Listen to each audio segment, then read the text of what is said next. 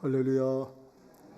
감사와 회복과 기쁨이 넘치는 은혜 가득한 예배가 되기를 축복합니다. 우리 서로 인사 나누시겠습니다.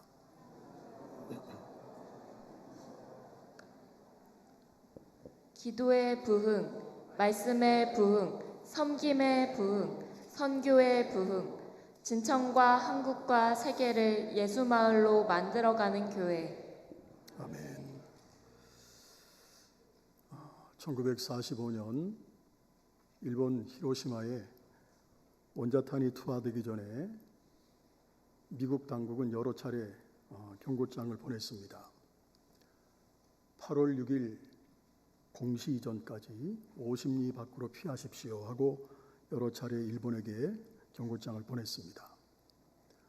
하지만 많은 사람들이 설마 하다가 큰 피해를 당했어요. 삽시간에 히로시마 전체가 불바다가 됐습니다. 그 당시 히로시마의 인구가 24만 명인데 그 중에 14만 명이 죽었습니다. 남은 사람들도 방사능 후유증으로 굉장히 고생을 했습니다. 그러니까 설마가 말 그대로 된 거죠. 우리가 신앙생활하면서 우리 가운데 가장 무서운 병 중에 하나가 뭐냐면 불감증입니다. 불감증. 그러니까 깨닫지 못한 채 내가 죽어가는 겁니다. 그러니까 종말 불감증도 마찬가지예요. 노아 홍수 전날, 또 소돔 유황불 전날 전까지 사람들은 뭐 했습니까? 먹고 마시고 장가들고 시집가면서 정신줄 놓고 살다가 멸망한 사람들 우리는 알고 있습니다. 그런데도 우리는 재림에 대해서, 종말에 대해서 사실 관심이 없어요. 사실 종말은 주님이 재림하시는 종말이 있죠. 또 우리 개인적으로는 죽음으로써 맞는 종말이 있습니다. 그런데 이 두 가지가 다 언제인지 우리는 모릅니다. 그러기에 우리는 여기에 대해서 무관심할 수가 없어요. 성경을 보게 되면 예수님이 이 땅에 오신다는 구약의 예언 횟수가 456회입니다. 주님의 재림 예언 횟수는 신약, 구약 합쳐서 1518회가 나옵니다. 여러분 생각해 보십시오. 456회 예언된 예수님의 초림 성취가 되었습니까? 안 되었습니까? 성취가 돼서 우리가 어떤 절기를 지키고 있어요? 성탄절기를 지키고 있잖아요. 그렇다면 예언된 재림도 반드시 성취되지 않을까요? 그럼에도 우리가 종말에 대해서 무관심한 이유가 뭘까? 탁월한 설교자죠. 제임스 페이커가 쓴 견고한 크리스천이라는 책이 있습니다. 거기 보면 우리가 그리스도의 재림에 대해서 무관심한 이유를 이렇게 설명하고 있어요. 제가 두 가지만 크게 말씀드리면, 하나는 오늘날은 그리스도가 인격적으로 육체적으로 다시 살아나시고 승천하신 것을 회의적으로 바라보는 시대다. 그 결과 그분을 다시 볼 수 있다는 소망에 대해서 많은 사람들이 의심의 눈초리를 보내고 있다. 또 두 번째는 그리스도인들 사이에, 예수 믿는 사람들 사이에서조차 세속적인 마음이 팽배해 있어서 세상에서 누리는 좋은 것들을 생각하느라 그리스도가 다시 오셔서 재림하셔서 주실 더 좋은 것들에 대해서 점점 더 생각하지 않게 되었다. 그렇게 설명하고 있어요. 여러분, 지난주 제가 잠깐 말씀을 드렸던 구세군의 창시자 윌리엄 부스, 제가 지난주에 말씀드렸는데 잠깐 기억나십니까? 구세군을 창시한 윌리엄 부스는 1912년 죽음을 앞둡니다. 죽음을 앞두고 앞으로 다가올 미래교회죠. 앞으로 다가올 교회 위기에 대해서 경고를 했습니다. 근데 맞아떨어졌죠. 지금 우리 시대의 교회를 보게 되면 윌리엄 부스의 6가지 경고라는 제목으로 많이 알려졌는데 첫 번째가 성령 없는 신앙입니다. 그러니까 성령이 빠진 교회. 여러분, 교회에 성령이 빠졌다고 생각해 보세요. 종교놀이죠. 성령이 빠진 교회는 생명도 능력도 없겠죠. 두 번째는 그리스도가 없는 기독교. 오늘날 교회 설교에 충격적인 비밀이 하나 있어요. 바로 설교 가운데 예수 그리스도가 실종됐다는 겁니다. 좋은 소리, 위로의 말은 많은데, 논리적인 설교는 많은데 거기에 예수가 없다는 거예요. 세 번째는 회개 없는 죄사함. 위선적으로, 그냥 피상적으로 죄의 인정만 있는 겁니다. 실질적인 죄에 대한 눈물 어린 고백이 없다는 거예요. 여러분 자신에게 한번 물어보세요. 내가 눈물 흘리며 회개한 적이 언젠가? 네 번째는 거듭남이 없는 구원. 그러니까 거듭남이 없는 가짜 성도들이 판을 친다는 겁니다. 윌리엄 부스가 1912년도에 앞으로 미래교회는 거듭남이 없는 가짜 성도들이 교회 판을 칠 것이다 예언을 했어요. 다섯 번째는 하나님이 없는 정치. 하나님이 사라져버린 정치. 하나님을 무시하는 정치. 동성애 차별법, 간통죄 폐지, 차별금지법, 이거 누가 발의했는지 하나님 앞에 엄청 혼날 거예요. 창조를 거스리는 하나님을 무시하는 정치를 하고 있다는 거죠. 여섯 번째, 지옥 없는 천국이라는 내용. 그러니까 귀에 달콤한 말만 찾아다니고 비위에 거슬리는 말 듣기 싫어하는 시대라는 겁니다. 에이, 교회가 여기뿐이야? 듣기 싫어. 또 옮겨가죠. 거기에 타협하는 교회들, 거기에 타협하는 설교들. 그래서 교회에서 사라진 설교가 지옥에 대한 설교입니다. 제가 지난주에 말씀드렸죠. 이런 흐름이 있기 때문에 종말에 대해서 사람들이 관심이 없어요. 성경을 보게 되면 그리스도의 재림에 대한 소망은 신약 성경의 그리스도인들을 흥분시켰습니다. 그래서 우리가 성경을 봐도 재림에 대한 언급은 신약 성경에서 평균 13절에 한 번씩 나와요. 13절에 한 번꼴로 나온다는 거예요. 그거 얼마나 중요해요. 그럼에도 불구하고 조금 전에 말씀드린 그런 이유들 때문에 우리는 종말을 생각하지 않는다는 겁니다. 아예 관심이 없어요. 그런 우리에게 오늘 말씀은 종말이 있다. 종말이 있다는 것을 분명하게 가르쳐주고 있다는 겁니다. 할렐루야. 여러분 다니엘서, 요한계시록, 마태복음 24장, 데살로니가서 다 우리에게 종말에 대해서 이야기를 하고 있습니다.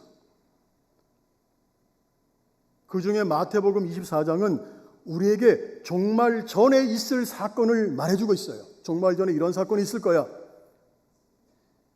종말 전에 이런 사건이 있을 것이니까 종말을 대비하라고 말씀하고 있다는 겁니다.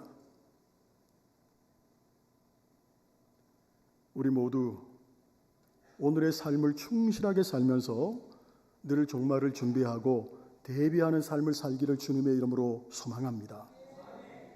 어떤 사람들은 종말을 준비하세요, 종말을 대비하세요라고 하면 그냥 삶을 포기하는 걸로 알아요. 삶을 대충 사는 걸로 압니다. 이거 천만의 말씀, 잘못된 생각이에요.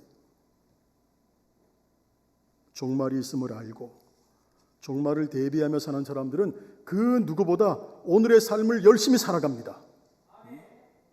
우리 주님 만나야 되잖아요. 저나 여러분이나 다 주님 앞에 서야 되잖아요. 여기 주님 앞에 안 서실 분 계십니까? 주님 만나야 되는데, 주님 앞에 가서 나의 삶을 결산해야 되는데 오늘 대충 살 수 없잖아요. 그러므로 종말을 대비하며 사는 사람들은 열심히 살아요. 자, 그러면 종말의 특징이 뭘까? 종말의 특징이 어떤 것일까? 본문을 보면 많은 사람들이 우리를 믿음에서 떠나도록 미혹한다는 거예요. 그 중에는 주님의 이름으로 미혹하는 사람들이 있다는 거예요. 4절 5절 보겠습니다. 예수께서 대답하여 이르시되 너희가 사람의 미혹을 받지 않도록 주의하라. 많은 사람이 내 이름으로 와서 이르되 나는 그리스도라 하여 많은 사람을 미혹하리라. 또 11절도 마찬가지예요. 사람들이 우리에게 믿음이 뭐냐고 묻습니다. 믿음이 제일이야? 그렇지 않아. 인생이 제일이고 돈이 제일이야. 쾌락이 제일이야. 그러니까 너 인생 즐겨. 예수의 교회에 너무 얽매이지 마라. 너 자신 행복을 위해 살아. 세상이 우리를 그렇게 미혹합니다. 또 이단들은 우리를 향해서 자기들이 진리라고 말해요. 여러분, 많은 연구기관에서 이단으로 규정된 사람들이 있고 단체가 있어요. 이유가 분명하기 때문에 이단이에요. 아무나 이단으로 규정하는 거 아닙니다. 이단으로 규정된 사람들의 특징은 뭐냐? 불신자를 미혹하는 것이 아니라 예수를 믿고 있는 성도들을 미혹한다는 거예요. 신천지가 그렇죠? 여기 옆에 있는 하나님의 교회가 그렇죠? 그래서 자기 단체로 끌고 가서 자기들의 가르침이 진리고 자기들이 믿는 것이 진리고 자기들의 교회가 참교회고 자기들의 지도자가 참 지도자 이렇게 가르칩니다. 여러분 속지 마십시오. 주님은 성경은 그렇게 가르친 적이 없습니다. 주님의 가르침이 진리입니다. 할렐루야. 주님만이 구원자예요. 주님을 구원자로 믿는 사람들이 모여서 세워진 교회가 진리를 가르치는 교회입니다. 그래서 주님은 교회를 향해서 따라합니다. 내 교회, 내 교회라고 하셨어요. 어떤 지도자의 교회가 아니에요. 근데 지금 이렇게 미혹하는 무리들이 얼마나 많은지 몰라요. 우리 교회도 토요일마다 조를 나눠서 매주 토요일 전도를 해요. 그리고 한 달에 한 번 전교인들이 마지막 주에 전도를 나갑니다. 6월 달부터 이제 셋째 주에 나가게 되는 거예요. 그런데 길거리에서 전도하는 사람들의 반 이상이 이단들이에요. 사실. 주님은 이게 종말의 징조라는 거예요. 또 하나는, 두 번째는 많은 재난이 일어난다는 겁니다. 6절로 8절 보겠습니다. 난리와 난리 소문을 듣겠으나 너희는 삼가 두려워하지 말라. 이런 일이 있어야 하되 아직 끝은 아니니라. 민족이 민족을, 나라가 나라를 대적하여 일어나겠고 곳곳에 기근과 지진이 있으리니 이 모든 것은 재난의 시작이니라. 이 부분은 우리 모두가 귀가 있고 눈이 있으면 다 아실 거예요. 저는 이제 새벽 예배를 마치면 습관이 됐어요. 아침에 가면 뉴스를 꼭 봅니다. 예배를 마치고 들어가면 YTN 뉴스를 꼭 보게 되는데 거의 하루도 안 빠지는 것 같아요. 매일 아침 지진, 홍수에 대한 이야기들, 전쟁에 대한 이야기들, 재난에 대한 이야기들 하루도 안 빠지고 나오는 것 같아요. 그리고 툭 하면 나오는 뉴스가 어디서 폭탄이 터졌다, 테러가 일어났다. 이게 종말의 징조라는 것이죠. 또 세 번째는 주님의 이름 때문에 미움을 받는다는 겁니다. 자, 본문 9절은 주님의 이름 때문에 미움을 받는다고 하는데 이게 무슨 말일까? 쉽게 얘기하면 믿음 때문에 고난을 당한다는 거죠. 최근 한국교회 이슈 중에 하나가 동성애법입니다. 우리 레위기 말씀 한번 볼까요? 레위기 18장 22절 우리 함께 읽겠습니다. 너는 여자와 동침함 같이 남자와 동침하지 말라. 이는 가증한 일이니라. 자, 동성애법을 찬성했어요? 반대했어요? 말씀이 있잖아요. 물론 우리가 동성애에 빠진 사람들을 긍휼히 여겨주고 그들도 주님 안에서 사랑해야 되는 건 맞습니다. 정죄하고 혐오해서는 안 되겠죠. 거기서 돌이킬 수 있도록 우리가 도와줘야 되고 기도해야 됩니다. 한 7, 8년 전쯤 일 같은데요. 길거리에서 영국의 목사님이 동성애는 죄입니다 라고 설교했어요. 근데 체포됐어요. 또 미국에서 동성애자들이 결혼 주례를 서달라고 목사님을 찾아왔어요. 저 못합니다. 그랬더니 그 목사님에게 180일 동안 감옥에 갈 겁니까? 아니면 매일 $1,000씩 벌금을 낼 겁니까? 하고 경고장이 날아왔어요. 미국 오레곤주에서 제과점을 운영하는 한 부부가 레즈비언들이 결혼 기념 케이크를 요청을 했어요. 근데 이분들이 신앙인들이에요. 우리는 할 수 없습니다. 못 만듭니다. 거절했어요. 고발당해가지고 $15만 벌금을 냈습니다. 이들은 모두 믿음으로 행동을 했는데 이런 고난과 어려움을 받았다는 거예요. 장담합니다.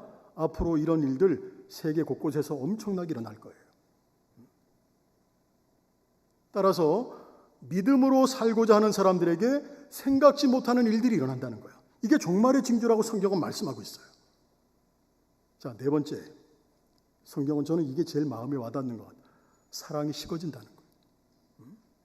자, 우리 12절 같이 읽어보겠습니다. 불법이 성함으로 많은 사람의 사랑이 식어지리라. 사랑이 식어진 시대. 저는 사실 이것만큼 피부에 와닿는 것이 없습니다. 막말이 넘쳐나고 비난이 가득한 시대. 야, 어떻게 저렇게 말을 할까? 어떻게 저렇게 행동할 수 있을까? 근데 주님, 그게 종말의 징조라는 거예요.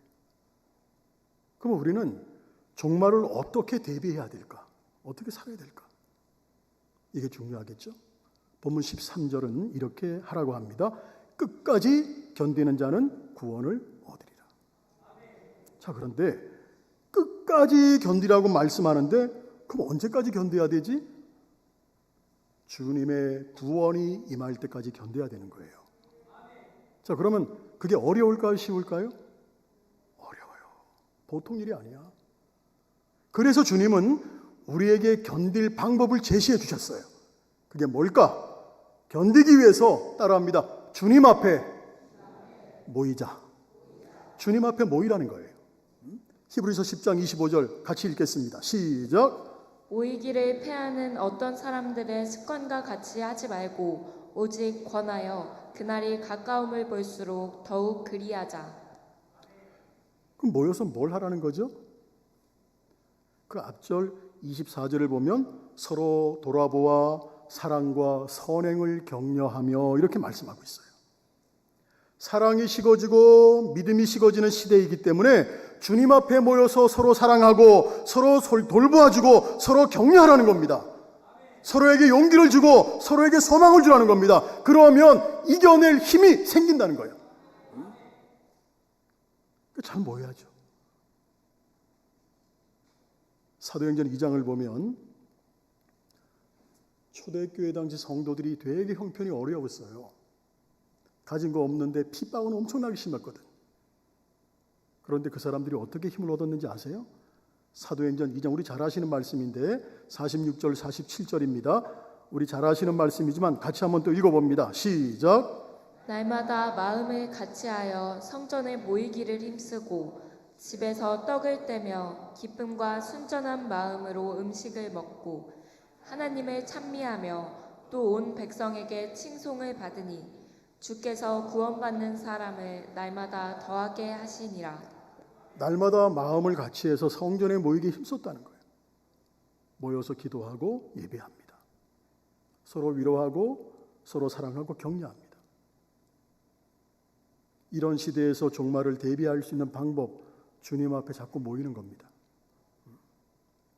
모여서 기도하고 예배하고 주님의 은혜와 능력을 받아야 됩니다. 그리고 서로 위로하고 격려해야 됩니다. 서로 사랑해야 됩니다. 그러면 이 어려움을 이겨낼 수 있습니다. 혼자서 어려워요. 그래서 주님 이렇게 말씀하시는 거예요. 함께 해야 된다는 거예요.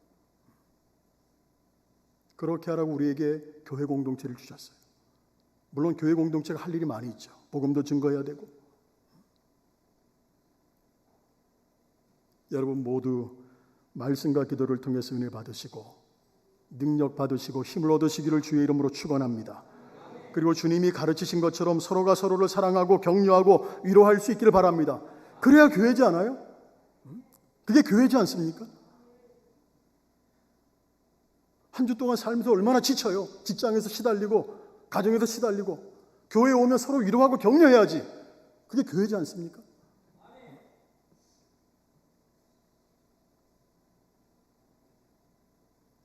늘 마귀는 우리를 그런 자리에 서지 못하게 해요. 핑계를 만들고 자꾸 일을 만듭니다. 여러분 거기에 속지 마십시오. 내가 만든 핑계, 내가 만든 이유 거기 속지 말자고. 지금 우리에게 가장 중요한 것, 주님 앞에 나와 힘을 공급받는 거예요. 지금 나는 그런 자리에 서 있는가? 아니면 핑계를 대고 이유를 대고 그 자리를 피하는 사람일까? 하나님을 만나는 기도 시간, 예배 시간, 여러분들은 늘 어디에 있습니까? 믿음의 자리, 기도의 자리, 예배의 자리입니까? 아니면 다른 곳에 있습니까? 우리 모두, 저도 마찬가지고 우리 신앙을 좀 점검했으면 좋겠습니다. 세례 요한의 경고대로 나무 뿌리에 도끼가 임하기 전에 우리는 회개하고 항상 하나님 앞에 바로 서야 됩니다. 여러분, 예수님의 재림은 확실하고 분명합니다. 그 재림은 영광스러운 재림입니다. 언젠가도 한번 비교를 했어요. 초림과 재림을 비교해 보면 예수님 초림 때 말구에 오셨어요. 근데 재림 때는 구름을 타고 오실 것입니다. 초림 때는 멸시를 받으셨지만 재림 때는 귀히 여김을 받으실 겁니다. 초림 때는 수 없는 채찍을 맞으시고 십자가에서 고난을 받으셨지만 재림 때는 영광을 받으실 것입니다. 초림 때는 십자가 지셨지만 재림 때는 왕이 쓰는 면류관을 쓰실 것입니다. 초림 때는 죄인의 모양으로 오셨지만 재림 때는 우리의 왕으로 심판주로 오실 것입니다. 할렐루야. 철학자 키에르케고르 종말을 이렇게 비유했습니다. 초만원 사람들이 꽉 모여있는 극장 밖에서 불이 났습니다. 불이야 소리를 지르면 많은 사람들이 넘어져서 발에 밝히고 아비규환이 될 것으로 생각을 하고 한 배우가 공연을 딱 멈추고 사람들 앞에 서서 차분하고 진지하게 이야기를 합니다. 여러분, 지금 밖에서 불이 났습니다. 여러분들이 한꺼번에 나가면 다 죽습니다. 출입구는 뒤쪽과 옆쪽에 있습니다. 출입구 가까이에 있는 분들부터 차례대로 나가시기 바랍니다. 그런데 관객들은 그의 말이 영국의 일부분인 줄 알았습니다. 박수를 치면서 웃었습니다. 실제 상황입니다. 아무리 소리쳐도 믿어주는 사람이 없었습니다. 연기가 스며들어오고 불이 순식간에 극장안을 뒤덮였습니다. 이미 때는 늦었습니다. 우리 창세기 보게 되면 소돔과 고모라 성에서 롯의 사이들이 심판의 메시지를 농담으로 여겼습니다. 종말의 징조가 왔습니다. 이 말을 우리는 농담으로 흘려보내서는 안 된다는 겁니다. 종말이 온다는 것, 이건 제 가르침이 아니라 주님의 가르침입니다. 종말을 준비하십시오. 이것이 우리를 향한 주님의 간절한 외침이라는 것, 오늘 꼭 마음에 새기시는 여러분 될 수 있기를 주님의 이름으로 축원합니다.